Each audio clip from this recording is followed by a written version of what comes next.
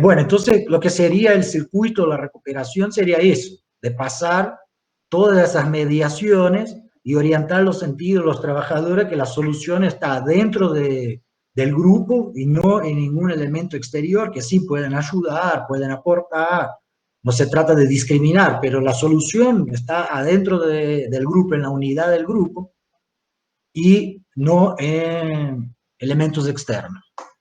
Y ese es un circuito, como dije, que se rompe muy fácilmente. El caso de las indemnizaciones es el más claro. Cualquier monto o porcentaje de indemnización normalmente se termina el proceso de recuperación. O si aparece también después que inicia la autogestión, inversores que quieren comprar la empresa, pero eso normalmente son estafas y los trabajadores ya están bastante, como digamos, vacunados en eso de que cuando aparece alguien con un montón de dinero, ellos ya se percatan de que no, eso.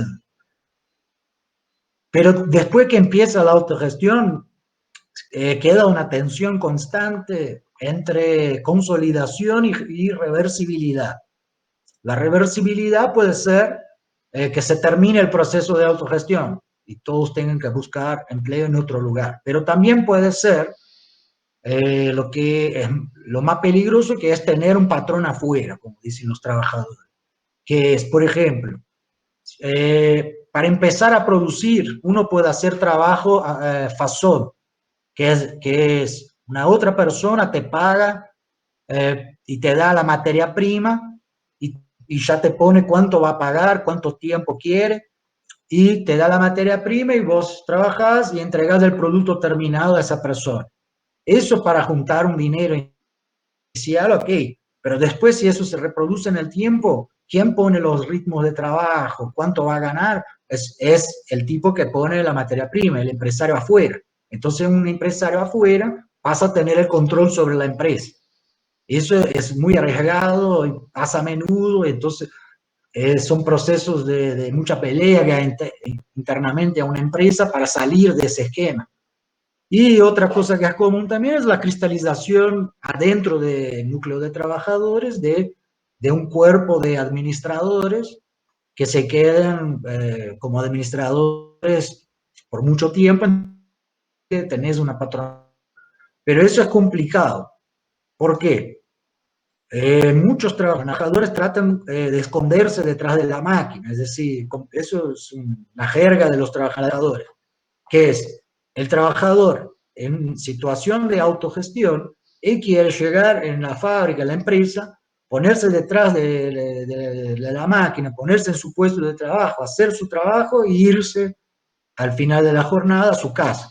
Es decir, no quiere lidiar, no quiere tomar en sus manos procesos administrativos, todo lo que el patrón, la burguesía hacía anteriormente. Y eso va a terminar en las manos de quién? De quien tiene más ganas, quien tiene más, digamos, no me gusta esa palabra proactividad, que es más proactivo, porque el capitalismo utiliza eso para explotar más a los trabajadores, diciendo que ellos tienen que ser proactivos, mientras lo que están haciendo es una función para la cual en el contrato de trabajo no están siendo pagos, que es flexibilidad, disponibilidad, todo un paquete toyotista de jergas corporativas que no están solo en la empresa, están en toda la sociedad, en la educación, se quiere hablar de eso, pero son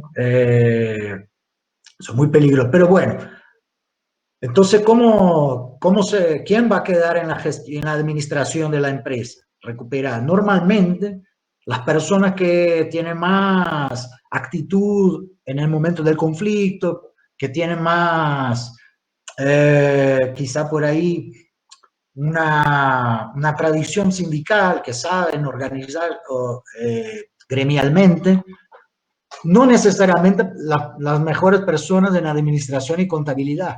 Por ahí puede ser que uno que se esconde detrás de la máquina sea muy bueno con los números, pero como él no dice nada, nunca quiere ponerse en el consejo administrativo, queda, eh, queda en la administración un cuerpo que puede cristalizarse ahí y transformarse en una especie de patronal. Y eso sucede mucho. y los administradores tratan de hacer que haya una rotación en esos puestos, pero ahí enfrentan mucha resistencia.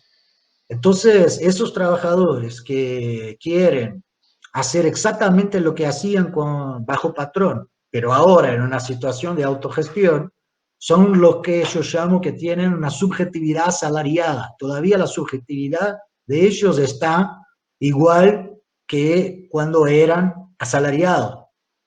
Porque otro elemento que podemos ver de una subjetividad asalariada, la persona no quiere asumir funciones administrativas, quiere solo laborar en su puesto, pero a la primera señal de que las cosas andan mal en la empresa, él va a señalar el dedo en los administradores y va a empezar a reproducir conductas sindicales en contra de los administradores. Es decir, trabajo a desgano, o medida de fuerza, pero eso ya no hace sentido porque él es dueño de la empresa. Y si no le gusta la forma que el otro lo administra, puede decir, salí de ahí, dame el sillón ese de administrador, me hago cargo yo. Entonces, el que no quiere asumir la función administrativa es el primero a cuestionar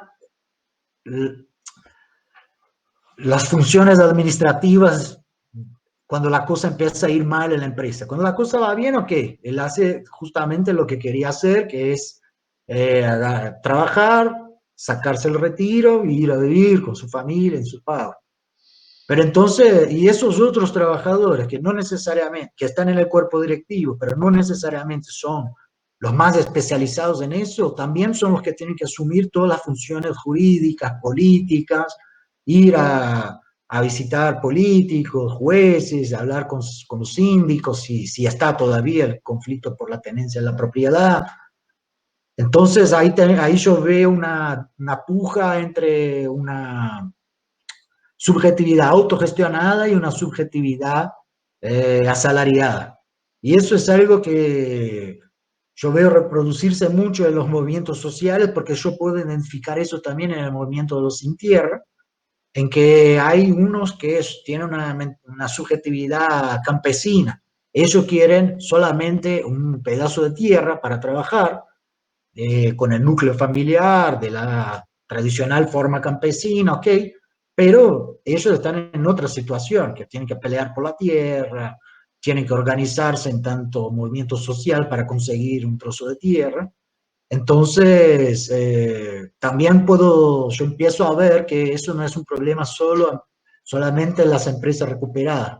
Es decir, la ruptura de las identidades previas en algunos es más fuerte que en otros.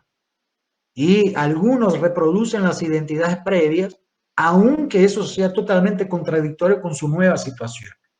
Eso sucede mucho. ¿Por qué? Me parece, ¿no?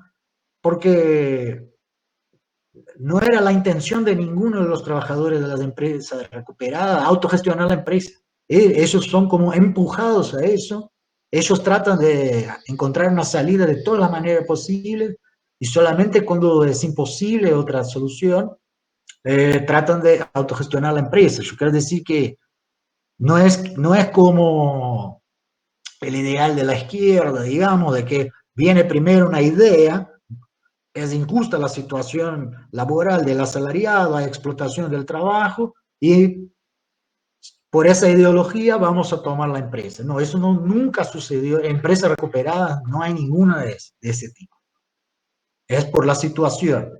Entonces, mucha gente va a hacer una crítica diciendo que es una actitud defensiva de los trabajadores. No es, pero eso yo puedo contestar cuando la actitud de los trabajadores no es defensiva, ¿no? Porque siempre la clase trabajadora es explotada para vivir. Tiene que defenderse de que lo exploten menos para que tenga mejor calidad de vida. Bueno, entonces ahí ya pude abordar un par de preguntas, ¿no? ¿Qué significa el término recuperada? Bueno, una empresa capitalista en quiebra que pasa a ser una cooperativa gerida por sus trabajadores. Y la autogestión es cuando los trabajadores mismos hacen la gestión de la empresa, se autogestionan, no hace falta un elemento exterior. La autogestión es el eje de la recuperación. Me gustaría que sí, pero no necesariamente, porque puede ser que una empresa recuperada tenga un consejo directivo cristalizado y ya funcione como una empresa casi capitalista o una cooperativa trucha de esas que son cooperativas formalmente, pero en los hechos no. Pero no va a dejar de ser una empresa recuperada, porque era una empresa capitalista que ahora funciona a través de una cooperativa de los trabajadores. Hay empresas que realizan asambleas con poca frecuencia, que yo podría decir que no son autogestionadas, porque los trabajadores no son los que definen los ritmos de trabajo, la división de los excedentes, las cosas no son claras en términos de contabilidad dentro de esas empresas, que son pocas, pero normalmente son las más rentables. Eh, entonces, no necesariamente la autogestión es el eje de la recuperación de empresas. Tiene que ser por lo menos durante un momento. Ahí podríamos un poco dejar más compleja la cuestión, pero que muchas empresas viven eso que mencioné de Fasón, que le dan la materia prima. Entonces, yo no diría que eso es autogestión, estrictamente.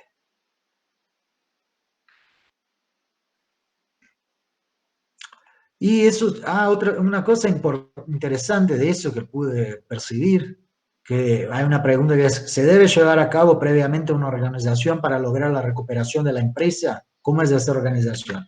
Sí, yo no conozco ningún caso de empresa recuperada que no tenga la formación de eso que nombré de núcleo reivindicativo, que es principalmente gente que ya tiene experiencia sindical y empresas que no tenían esas personas, rápidamente la gente que más viva va a entrar en contacto con alguien que sí la tiene. Esa experiencia sindical previa es muy importante.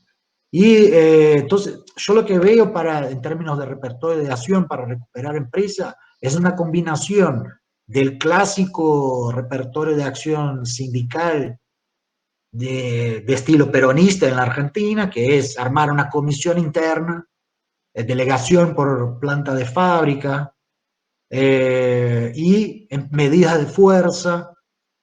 Y también yo veo que existe eso de un imaginario peronista de que el trabajo tiene que generar dignidad. Si trabajas no podés tener una vida sin dignidad, sin calidad de vida.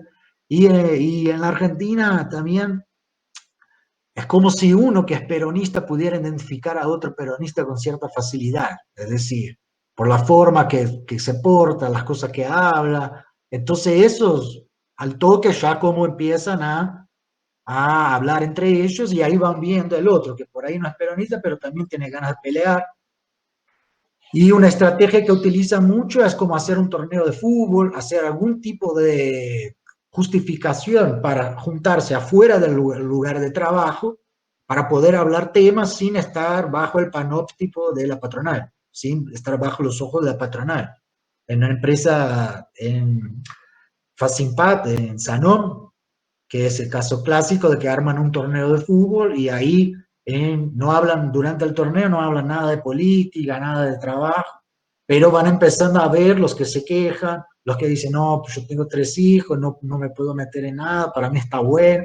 Y entonces ellos ya se dan cuenta de esa que tiene la familia, va a sustentar, va a ser el buchón de la historia. Si empezamos a armar con ella va a empezar a decir la patronal que estamos haciendo para salvarse, que es la solución individual, va a correr y decir al patrón, mira que están armando ahí una cosa, en el intento de salvarse así, ¿no? También hay que entender, si la persona tiene familia y todo, pero el tema son esas estrategias formativas que uno tiene que tener si se quiere recuperar una empresa. Y aunque no sea recuperar la empresa, apropiarse colectivamente del conflicto. Que la única forma que uno tiene de apropiarse de una situación conflictiva es colectivamente. Si trata de hacerlo individualmente, está intentando más bien de acomodarse, integrarse, algún tipo de solución medio pelo. Entonces, yo veo que las empresas recuperadas, no solo en varios movimientos sociales que vienen después del 2001, que vienen antes también, con las protestas en contra del neoliberalismo, genera ese tipo de movimientos sociales desde fines de los 80, los 90, que unifican esos repertorios clásicos del movimiento obrero que estaba mencionando, comisión interna, medida de fuerza, la asamblea como momento de tomar una decisión que consolide la unidad del grupo, que todos sepan qué es lo que la decisión que se está tomando. Pero también hay repertorios de los movimientos sociales que son más nuevos, yo diría, más recientes, que es como la acción directa, sería una de ellas, la acción directa callejera, la, la participación y no la representación, es decir, cada uno se representa directamente. Entonces, esa conjunción de repertorios de acción clásicos y recientes, yo diría que es algo bastante interesante en la empresa. Un momento que me timbre el teléfono.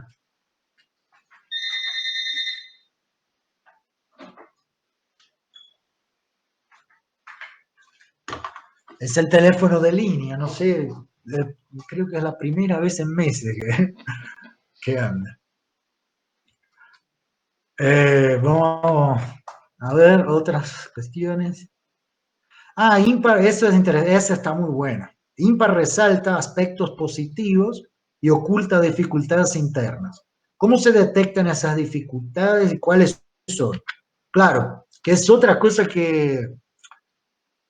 porque, como dicen los obreros, hay que estar un tiempo prolongado adentro de una empresa recuperada, de cualquier movimiento social.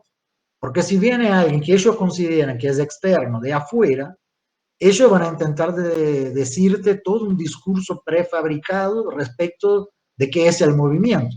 Ellos no van a decir, alguien llega y golpea la puerta de la empresa, la persona no va a abrir la puerta y empezar a decir todos los problemas que tienen adentro. Ellos necesitan también propagandear la empresa recuperada eh, porque están en un problema judicial, problema político. Entonces, si uno quiere detectar cosas de más profundidad, él va a tener que estar un tiempo adentro de una empresa recuperada, del movimiento social que sea, y sobre todo participar en alguna instancia de conformación grupal de ese movimiento social, de una empresa recuperada. En mi caso fue participar en la construcción de la Universidad de los Trabajadores de INPA. Pero en ese momento ya me decía, ese Ramón o el Brazuca de la universidad. Entonces yo ya era el de la universidad, adentro de INPA.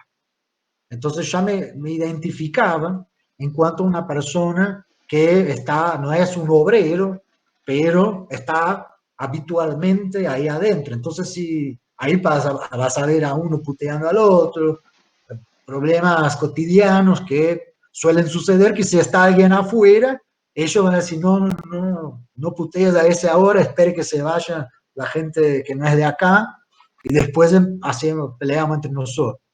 Y también cuando yo iba a otra empresa recuperada, yo decía, ¿quién sos vos? Yo soy Ramón de la Universidad de los Trabajadores de INPA. Y yo, ¿sos de INPA? Bueno, entra. Y ya se ponía más tranquilo, que decía, ese viene de INPA, que es otra empresa recuperada, está con nosotros. Que yo digo que sin compromiso, para estudiar los movimientos sociales, es necesario compromiso, que es participación. Si querés una descripción densa. Si no, vas a tener solo los discursos que son preestablecidos para propagandear la empresa recuperada, el movimiento social para aquellos que son de afuera, como una especie de difusión. Entonces, es muy importante estar, que es como dicen los trabajadores, hay que estar. Por eso es una categoría social, yo diría, todos esos términos que tienen los trabajadores, como hay que estar, esconderse detrás de la máquina, y yo mencioné otro que no me acuerdo cuál era, pero bueno. Pero yo considero que son categorías sociales, porque mismo en mi tesis doctoral, para aclarar qué significaba hay que estar, tardé como 2 páginas. Y el vasco Murúa de IMPA me dijo, vos necesitas 2 páginas para aclarar eso. Y no había otra manera, porque tenés que aclarar todas las cosas bien armadas, ¿no? Para componer una tesis doctoral. Pero entonces, son jergas, pero también dentro de la academia son categorías sociales, porque tienen una densidad, condensan una situación bastante amplia y compleja.